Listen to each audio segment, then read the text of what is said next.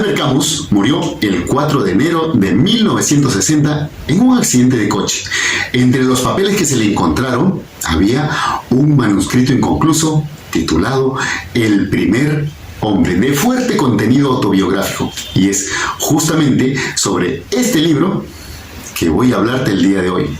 Bienvenidos a Mundo Lector.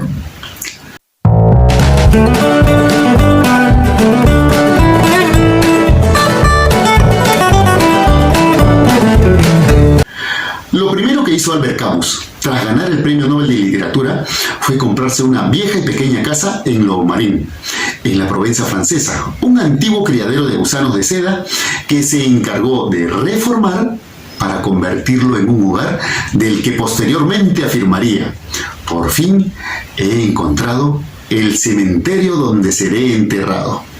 Curiosa premonición. Murió no demasiado lejos de allí. Volvía de París tras pasar la noche vieja del 59 en la casa de algunos amigos. Su familia viajaba en un tren, mientras que él lo hacía como copiloto junto al editor Michel Gallimard en un auto. En la carretera recta y larga de Borgoña, Gallimard pisó el acelerador y a gran velocidad algo hizo estallar la rueda del vehículo.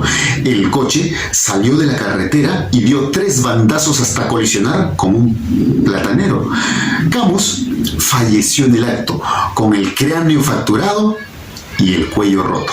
Gallimard lo haría en un hospital 5 días después. Los familiares del editor, que viajaban con ellos también, sobrevivieron con alguna magulladura.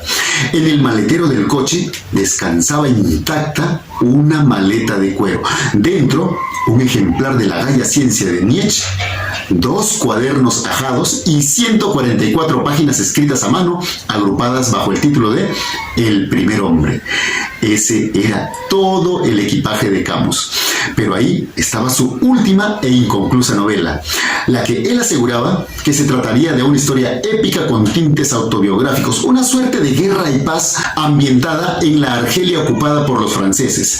En 1961, Francine Camus, mujer del fallecido escritor, inició un arduo trabajo de dar forma a su manuscrito, mecanografiando la, en ocasiones, ilegible letra del escritor, estructurando todos los apuntes y atendiendo a los cambios de nombre de personajes y giros que había planeado.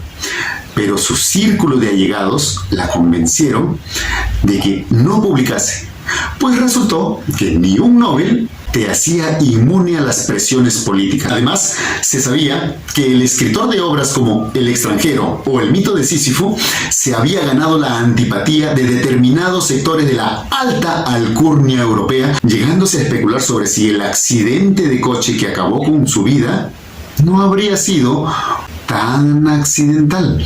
Algún escritor dijo que tenía conocimiento por un contacto en la inteligencia soviética de que Albert Camus había sido asesinado en una operación especial de la mismísima KGB. Entre las razones que podrían haber motivado lo que no deja de ser pura especulación, se encontraría su pública condena a la invasión soviética de Hungría y su apoyo a Boris Pasternak para el Premio Nobel de Literatura. La suya era una voz inquietante e incómoda.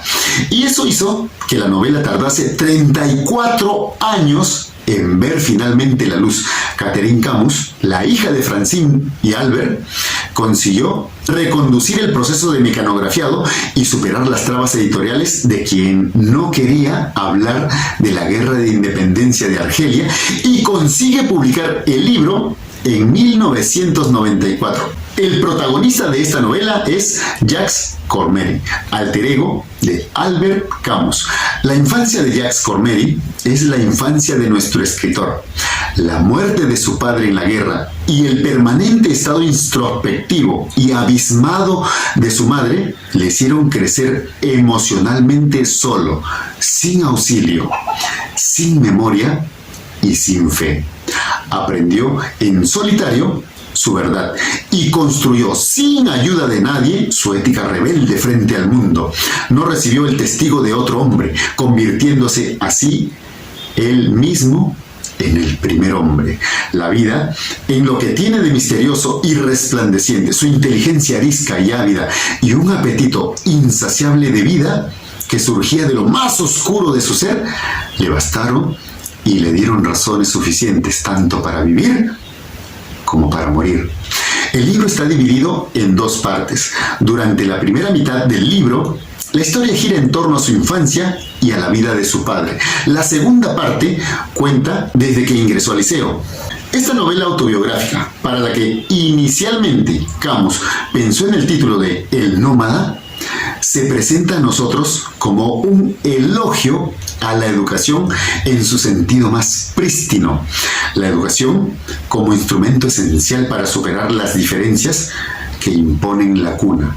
Como instrumento esencial para que cada ser humano acceda al conocimiento en su sentido más genuino sobre sí mismo, sobre el mundo y sobre los otros. El libro es en muchas partes desgarrador.